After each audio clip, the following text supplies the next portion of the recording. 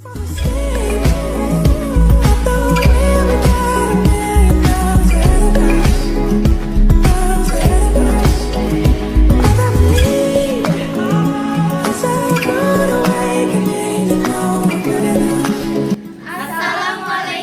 warahmatullahi wabarakatuh. Halo semuanya, kita dari kelompok 2 akan membahas faktor-faktor yang mempengaruhi hubungan sosial dalam bentuk podcast yang kami buat.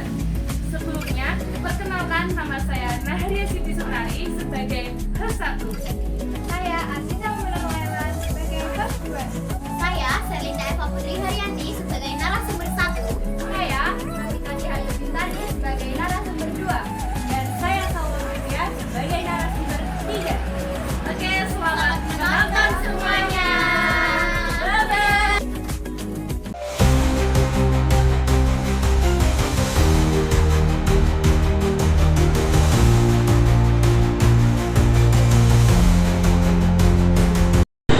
Halo Sobat Sosiologi, selamat datang di Sosiologi Corner, tempat kita ngobrol santai tapi tetap berisi dengan dunia sosial dan kehidupan bermasyarakat. Betul banget. Nah, kali ini kita akan bahas tema yang sangat dekat dengan kehidupan kita, yaitu faktor-faktor yang mempengaruhi hubungan sosial. Nah, biar pembahasannya makin seru dan makin mendalam, kali ini kita kedatangan 3 narasumber yang keren-keren. Yang pertama ada Kak Salwa. Halo semuanya. Halo Kak Salwa. Yang kedua ada Kak Sherly. Halo semuanya. Halo Kak Sherly. Dan yang ketiga Kak Ayu. Hai semuanya. Halo Kak Ayu. Halo Naharia.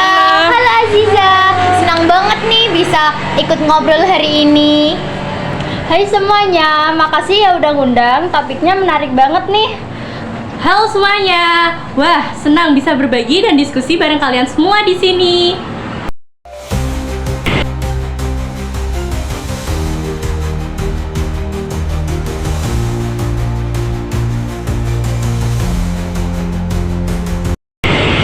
Nah, sebelum kita bahas faktor-faktornya, kita mulai dulu dari dasarnya. Kak Sherly, apa sih yang dimaksud dengan hubungan sosial itu? Hubungan sosial itu adalah interaksi antara dua orang atau lebih yang saling memengaruhi dan berhubungan secara timbal balik.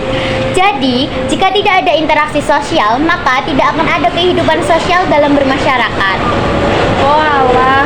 Jadi hubungan sosial itu bisa terjadi di mana saja ya Kak Sherly? Iya bener banget. Hubungan sosial itu bisa terjadi di lingkungan sekolah, di lingkungan keluarga, di lingkungan tempat kerja, bahkan di media sosial pun bisa terjadi hubungan sosial. Oh alah. Yang penting hubungan sosial punya karakter yang berbeda tergantung situasi dan siapa yang terlibat. Misalnya, hubungan antara teman di sekolah berbeda dengan hubungan antara atasan dan bawahan di tempat kerja.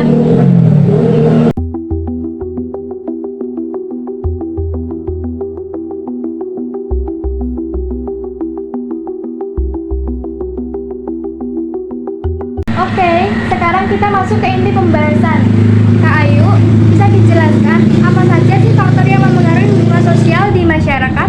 Ada beberapa faktor utama nih. Yang pertama adalah imitasi, yaitu seseorang yang meniru perilaku atau kebiasaan orang lain. Misalnya, siswa yang meniru temannya yang rajin belajar, itu bisa menjadi awal dari interaksi sosial positif. Oh alah, jadi meniru itu bisa jadi hal baik ya Kak kalau tujuannya positif. Betul banget. Kalau faktor berikutnya apa Kak Salwa? Faktor kedua adalah sugesti. Ini terjadi saat seseorang menerima pengaruh dari orang lain tanpa berpikir panjang. Oleh contohnya, seorang bisa terinspirasi oleh pidato tokoh yang berwibawa. Tapi sugesti bisa bersifat positif atau negatif, tergantung isi pengaruhnya. Nah, kalau faktor yang mempengaruhi hubungan sosial, ada yang memiliki proses mengenali dan menetapkan identitas seseorang. Mungkin itu bisa disebut sebagai identifikasi ya Kak Sherly? Iya bener banget. Identifikasi itu terjadi ketika seseorang berusaha meniru gaya orang lain yang dikaguminya.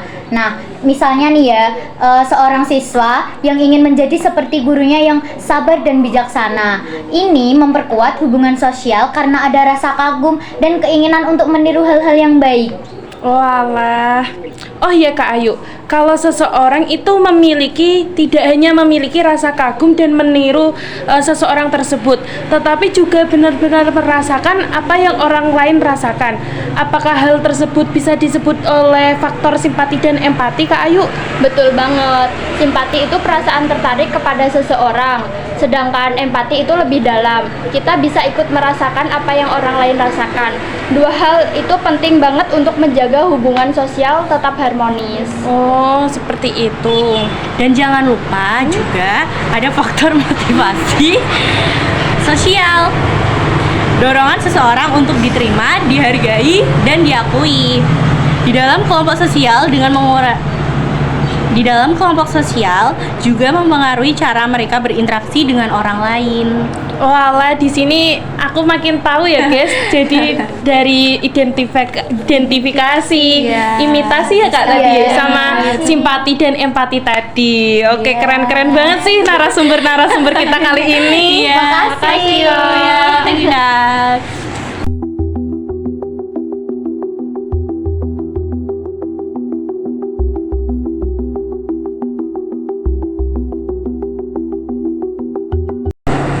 Wah, keren banget ya penjelasan dari narasumber kita. Nah, kalau di kehidupan nyata, biasanya faktor-faktor itu terjadi di mana aja sih?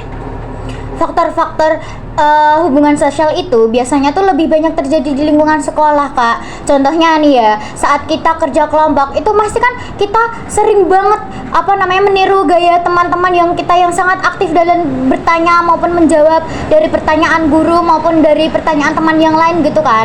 Nah, itu termasuk ke dalam contoh imitasi. Dan yang kedua itu adalah kita sering menerima ide-ide atau saran-saran dari teman-teman kita yang walaupun beda tim atau setim gitu. Nah, itu termasuk ke dalam contoh sugesti. Dan yang terakhir itu adalah kita merasa peduli kepada teman-teman kita yang sangat contohnya teman-teman kita yang sangat sulit untuk memahami materi yang dijelaskan oleh guru maupun kita presentasi. Itu kan kadang ada teman yang gak merhatikan, terus ada yang bermain, ada yang sibuk sendirilah pokoknya, dan itu kan pasti dia kesulitan tuh dalam mempelajari materi. Nah, kita itu sebagai teman, nah kita merasa peduli sama mereka. Nah, itu termasuk ke dalam simpati dan empati. Semua ini tuh membentuk hubungan sosial yang sangat solid dalam lingkungan sekolah gitu.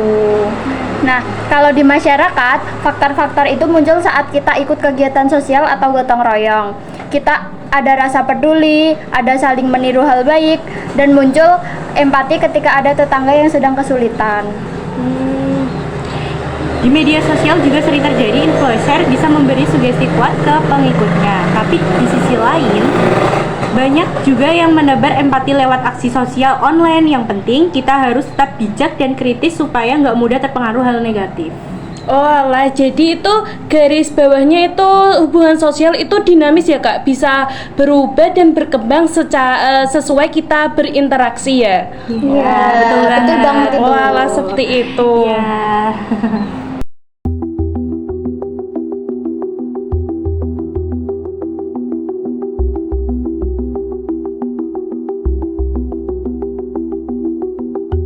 Oke, dari pembahasan hari ini bisa disimpulkan bahwa hubungan sosial dipengaruhi oleh berbagai faktor seperti imitasi, sugesti, identifikasi, simpati empati, dan motivasi sosial.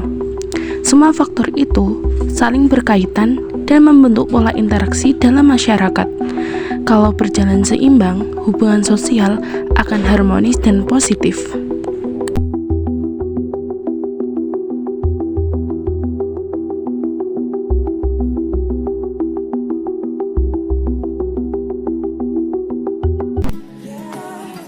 Sobat sosial lagi, cukup sampai di sini saja ya, selesai lagi corner kali ini.